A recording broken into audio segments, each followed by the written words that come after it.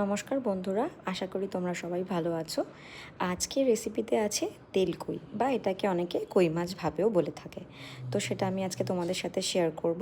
আগে আমি ভালো করে ধুয়ে নুন হলুদ মেখে কই মাছগুলোকে রেখে দিয়েছিলাম, আর মিক্সিতে কাঁচা লঙ্কা আর আদা আর 2 কোয়া রসুন ভালো করে আমি পেস্ট করে নিয়েছি।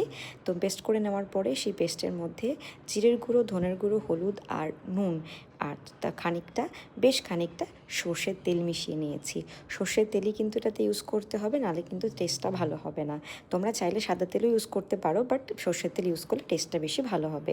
তারপর সেই বাটারটা বানিয়ে তার মধ্যে আমি মাছগুলোকে ভালো করে মিশিয়ে নিয়েছি মশলার সাথে মিশিয়ে 5 মিনিট মতো আমি রেখে দিয়েছি। তারপর একটা টিফিন বক্সের মধ্যে একটু তেল লাগিয়ে মাছগুলোকে আমি সব একটার পর একটা সাজিয়ে মাছগুলোকে আমি দিয়ে দিয়েছি টিফিন বক্সের মধ্যে। আর সঙ্গে দিয়েছি হালকা জল, আর তার উপরে একটু কাঁচা তেল ছড়িয়ে দিয়ে টিফিন বক্সটা আমি বন্ধ করে দিয়েছি।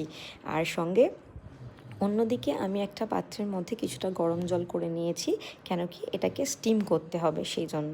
তো টিফিন বক্সটা বন্ধ করে সেই স্টিমের মধ্যে এটা আমি দিয়ে দিয়েছি। বেশ মিনিমাম আধ ঘন্টার ওপরে এটাকে স্টিম করতে হবে। স্টিম করার পর সেটাকে যতক্ষণ পর্যন্ত ঠান্ডা না হয় বন্ধ করেই রাখতে হবে। তারপর খুলে একদম গরম গরম ভাতে সার্ভ করো, খেতে ভীষণই ভালো লাগে। ভিডিওটা ভালো লাগলে লাইক করো, কমেন্ট করো, শেয়ার করো অ্যান্ড সাবস্ক্রাইব করতে কিন্তু ভুলো না। Thank you.